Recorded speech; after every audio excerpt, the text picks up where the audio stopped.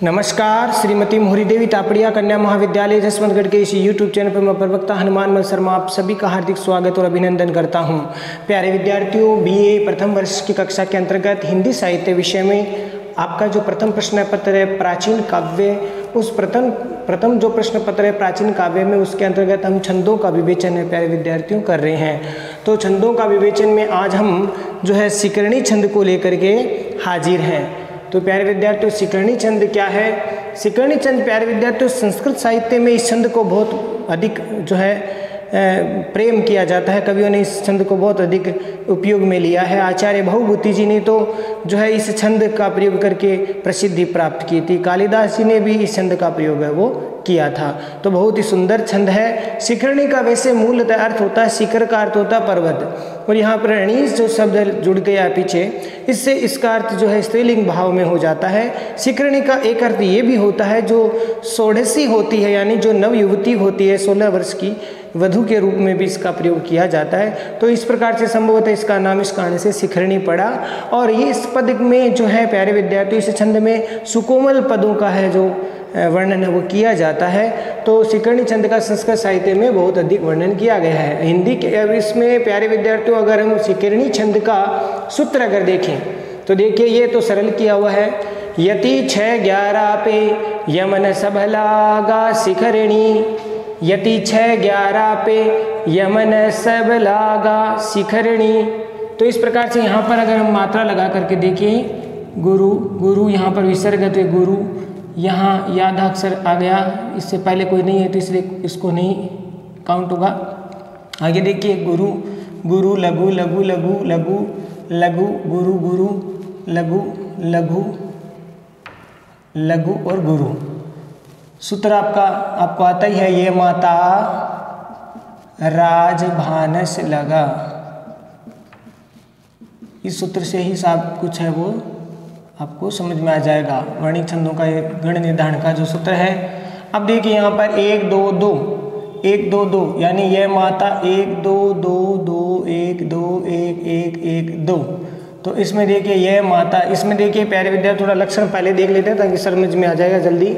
ये वर्णिक समछंद होता है। शिकरणी छंद है वो क्या है प्यारे विद्यार्थियों?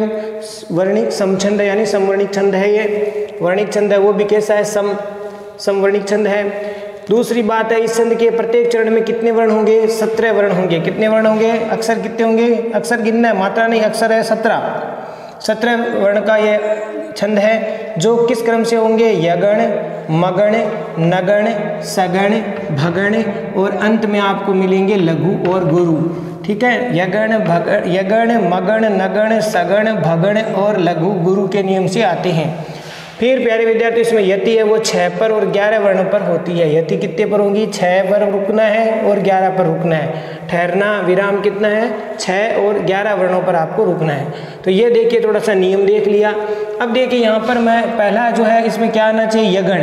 तो देखिए 1 2 2 ये क्या है? यह माता, तो 1 2 2 तो ये यगण हो गया। फिर आगे देखो गुरु गुरु गुरु, तो आगे ये कह रहा है मगण, मगण में माँ तारा, तो इस प्रकार से यहाँ क्रम से हो गया आपके मगण। तीनों ही गुरु है तो मगण है। फिर तीनों ही लघु आ गए। क्या कह रहा है? नगण आना चाहिए। यगण हो गया, मगण हो गया, फिर कह रहे हैं नगण। नगण आ रहा है क्या? देखिए लघु लघु लघु, तो नैसल नसल, तो यहाँ पर ये देखिए तीनों क्या है? लघु, तो ये हो गया नगण। इसी क्रम से 1 1 2 यानी लघु लघु गुरु। ये क्या कह रहा है? सगण। सगण का नियम है सैलेगा 1 1 2 यानी लघु लघु गुरु। ठीक है, तो इसका मतलब यहाँ पर है सगण। फिर है गुरु लघु लघु यानी भगण। भगण में प्यारे विद्यार्थियों भानस गुरु लघु लघु। ये देखिए गुरु, ये गुरु लघु लघु, तो ये हो गया भगण। और अंत में क्या होना चाहिए? यहाँ तक आई, अंत में ये लघु और गुरु, अंत में एक लघु आया है, आगे एक गुरु आया है। तो इस क्रम से टोटल कितने होंगे? 17 वर्ण। देखिए अक्षर गिनिए, मात्रा नहीं गिननी है, अक्षर गिनो। 1 2 3 आधा अक्षर नहीं गिनना है। 4 5 6 7 8 9 10 11 12 13 14 15 16 17 कितने वर्ण का है? ये 17 वर्ण का छंद है। और यति कितने पर लगेगी, 6 पर लगेगी। 1 2 3 4 5 6 पर लग जाएगी, ठीक है, और 11 पर यति हो जाएगी। अब देखिए एक सूत्र और है, याद करना है, वो तो सरल है, ये भी संस्कृत में लिखा हुआ था, रसे रुद्रे छिन्ना यमन सबलाघ शिकरणी। तो इसमें देखिए रसे में देखिए मात्रा लगा के देखो, लघु गुरु, यहाँ पर ये देखिए रू छोटा है लेकिन आगे आधा अक्षर आ गया तो ये हो गया आपके गुरु। फिर आगे दे पर 2 मात्रा है तो गुरु। फिर यहाँ पर ये आधा अक्षर है, यहाँ पर ये छिन्ना में वैसे लघु होना चाहिए लेकिन आधा अक्षर आगे आ गया, संयुक्त अक्षर आ गया, मतलब आधा अक्षर आ गया, तो यहाँ पर ये गुरु हो गया। फिर आगे गुरु, ये लघु लघु लघु लघु लघु गुरु, ये गुरु आएगा क्योंकि आगे विसर्ग है तो ये गुरु हो गया। फिर यहाँ पर लघु लघु और गुरु। अब देखिए यहाँ पर गण का निर्धारण 3 का लेंगे हम, 3 को, ये देखिए इस प्रकार के क्रम से आ गया। ये देखिए ये गण लघु गुरु गुरु, ये देखो लघु गुरु गुरु, ये गण हो गया। फिर आगे गुरु गुरु गुरु, ये मगण हो गया। फिर लघु लघु लघु, ये नगण हो गया। फिर लघु लघु गुरु, तो ये हो गया आपके सगण। उसके बाद में गुरु लघु लघु, ये हो गया बगण, और अंत में लघु और एक गुरु। तो इस क्रम से ये सूत्र आ गया, रसे रुद्रे सिन्ना यमन सबलाग शिखरणी। तो इसमें देखिए प्यारे विद्यार्थियों, रसे का मतलब होता है 6 रस। कल हमने बताया था 6 रस होता है। रस कितने होते हैं परिपक्वान में, जो है 6 प्रकार के रस होते हैं, ठीक है। मीठा है, या फिर आपके क्या है, खट्टा है, मीठा है, कड़वा है, तिक्त है, कषाय है, लवण है, ठीक है, नमकीन जिसको बोलते हैं हम। इस प्रकार से 6 प्रकार के रस होते हैं। रुद्र का मतलब रुद्र कितने होते हैं, 11 क्या है, रुद्र। शिव को कहते हैं, शिव जी को कहते हैं रुद्र। तो एकादश रुद्र है, यानी 11 रुद्र है। 6 रस है, तो 6 रस पर यानी 6 पर और 11 पर क्या लगेगी, यति। ये यति का जो है भाव है वो उच्चारित करता है यहाँ पर। 6 रस पर 6 पर और 11 पर यति लगेगी। रुद्रेश छिन्ना, यानी यहाँ पर विराम होता है कितने पर, 6 रस यानी 6 पर, और 11 रुद्र यानी 11 पर। 6 और 11 पर क्या लगानी है, यति लगानी है। तो आशा करता हूँ समझ में आ गया होगा।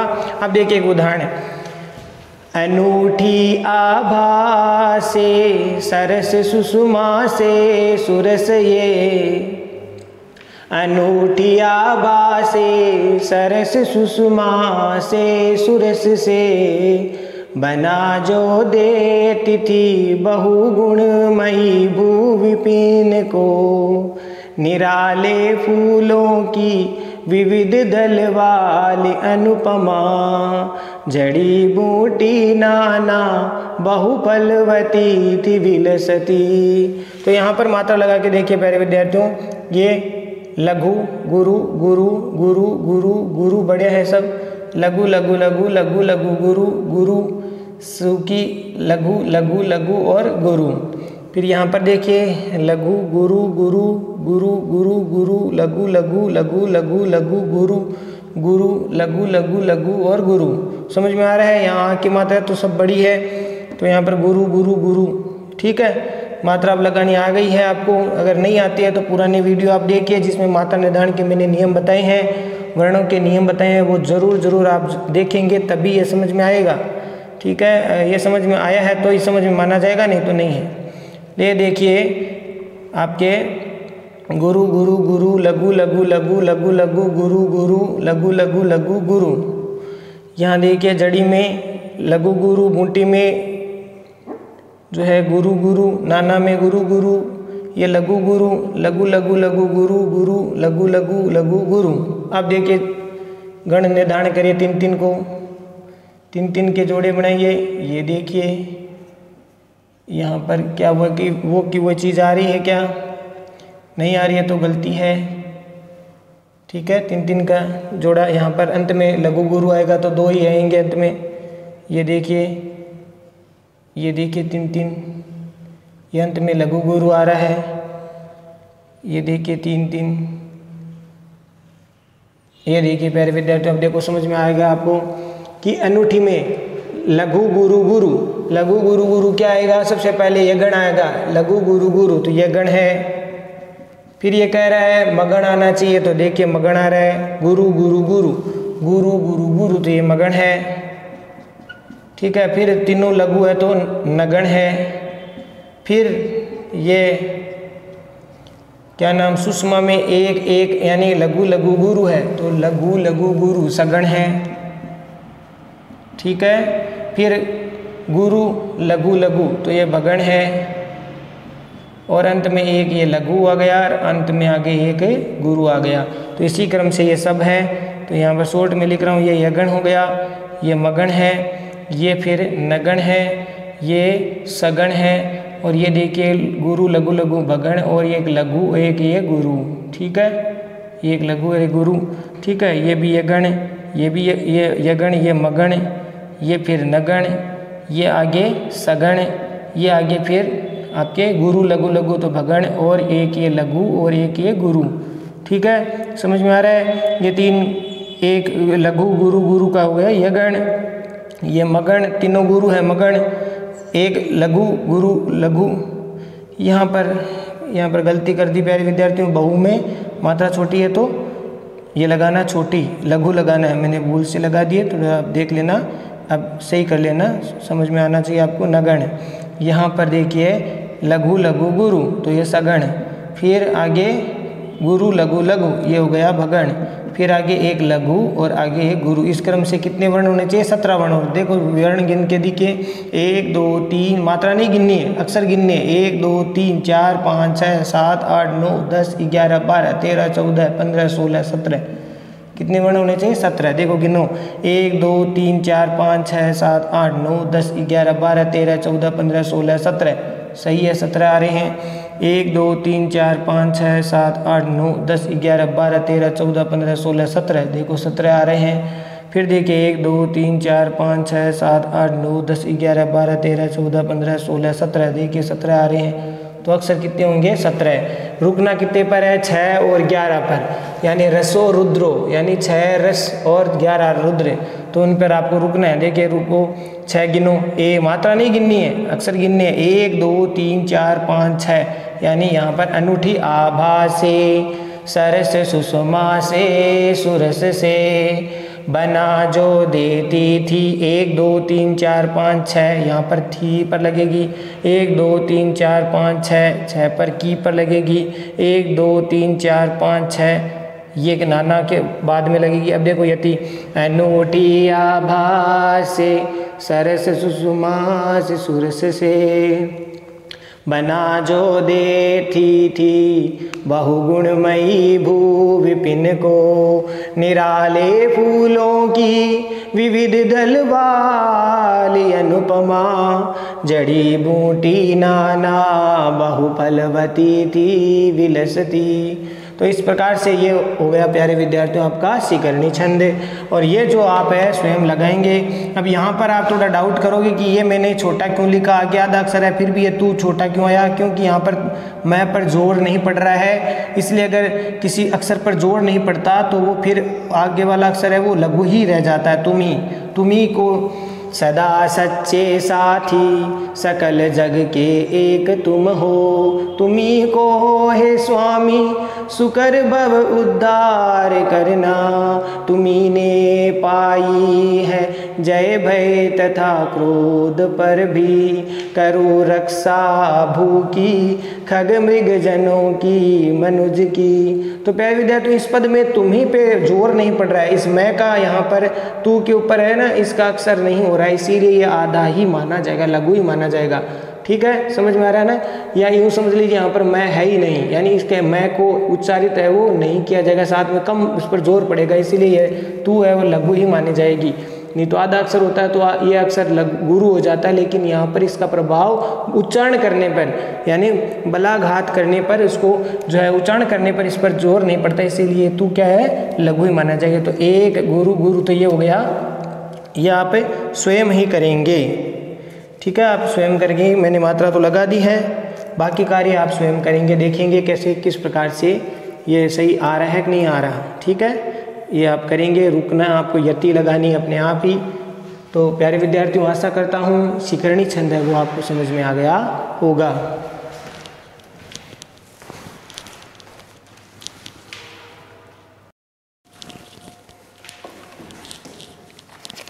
तो प्यारे विद्यार्थियों अब हम देखते हैं अगला छंद कवित्त छंद। ठीक है प्यारे विद्यार्थियों, कवित्त छंद है वो उसके लक्षण है ये वर्णिक समछंद होता है, वर्णिक समछंद होता है, ये भी समछंदी है और इसके प्रत्येक चरण में 31 वर्ण होते हैं। कितने अक्षर होते हैं? 31 वर्ण होते हैं।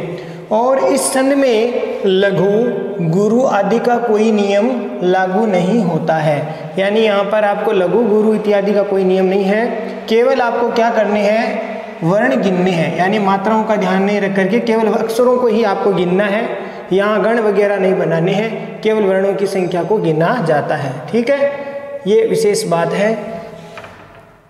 ठीक है,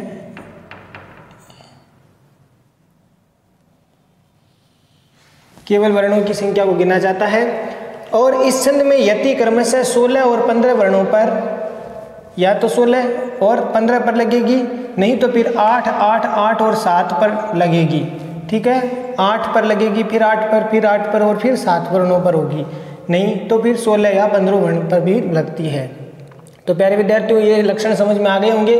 वर्णिक समछंद होता है, प्रत्येक चरण में 31 वर्ण होते हैं। इस छंद में लघु गुरु आदि का कोई नियम लागू नहीं होता, केवल वर्णों की संख्या को गिना जाता है। और छंद में यति क्रमशः 16 या 15 वर्णों पर लगती है, नहीं तो फिर अथवा में ये 8, 8, 8 और 7 वर्णों पर होती है। प्यारे विद्यार्थियों एक उदाहरण देखिए कि पात भरी सहरी सकल सुत बारे बारे केवट की जाति कछु वेद न पढ़ाइयो, सब परिवार मेरो यहीं लागे है राजा जो, दीन वितहीन कैसे दूसरी गड़ाइयो। तो यहाँ राम और जो केवट का प्रसंग है। ठीक है, तो केवट वो कहते हैं कि मैं आपको अपनी नाव में नहीं बिठा सकता, क्योंकि आपके चरणों से एक पत्थर जो है नारी बन गया, स्त्री बन गया, तो अगर आप मेरी इस नाव में बैठोगे तो आप कहीं इस नाव को कोई नारी ना बना दो। इस प्रकार से मैं गरीब हूँ, वित्तहीन हूँ, दीन हूँ, दूसरों कैसे दूसरी बनाई गढ़ाई हो मैंने दूसरी कैसे नाव बना पाऊंगा। तो इस प्रकार से यहाँ पर ये केवट और राम का प्रसंग है। तो पात भरी सहरी सकल सुत बारे बारे केवट की जाति कछु वेद न पढ़ाइयो, कि सब परिवार मेरो यहाँ लागी है राजा जू, दीन वित्तहीन कैसे दूसरी गढ़ाइयो। तो यहाँ पर प्यारे विद्यार्थी ये जो छंद है इसमें आपको क्या करने हैं? केवल न तो मात्रा इत्यादि नहीं लगानी है, केवल आपको क्या गिनने हैं? अक्षर गिनने। तो देखिए 1, 2, 3, 4, 5, 6, 7, 8, 9, 10, 11, 12, 13, 14, 15, 16। ठीक है, 16 पर क्या हो गई? यति। 16 वर्ण पर क्या हो गई? यति। दोनों मिला करके कितने होने चाहिए? 31 वर्ण होने चाहिए। कितने होने चाहिए? 31। 1, 2, 3, 4, 5, 6, 7, 8, 9, 10, 11, 12, 13, 14, 15। तो ये हो गया 15। तो 16 और 15 कितने हो गए? 31 वर्ण। ठीक है, आधा अक्षर आपको नहीं गिनना है, ध्यान रखना आधा अक्षर होता है उसको नहीं गिना जाता। देखिए 1, 2, 3, 4, 5, 6, 7, 8, 9, 10, 11, 12, 13, 14, 15 और 16। फिर 17, 18, 19, 20, 21, 22, 23, 24, 25, 26, 27, 28, 29, 30 और ये 31।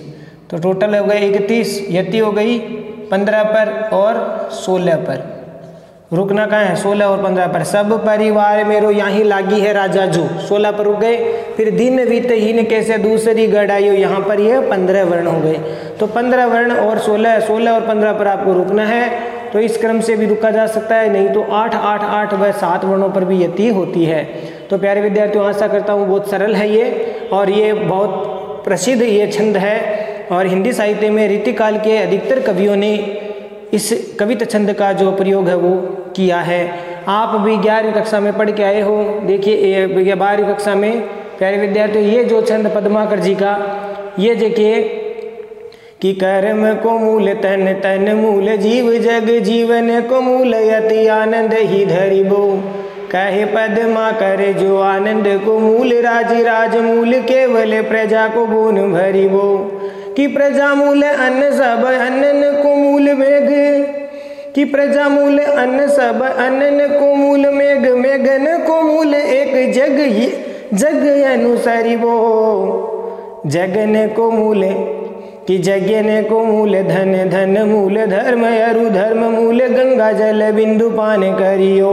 जज्ञ को मूल धन, धन मूल धर्म, अरु धर्म मूल गंगा जल बिंदु पान करिबो। तो प्यारे विद्यार्थी, ये पद्माकर जी की रचना है, ये पद है और इस पद में गंगा के जल का जो वर्णन है वो किया है। अंत में देखिए पूरा सब कुछ आकर के एक पहेली सा हल इसमें होता है और अंत में गंगा जल को सबसे अधिक पवित्र है, सबसे ऊपर है, श्रेष्ठ है, वो माना जाता है। ये बात इसमें कही है।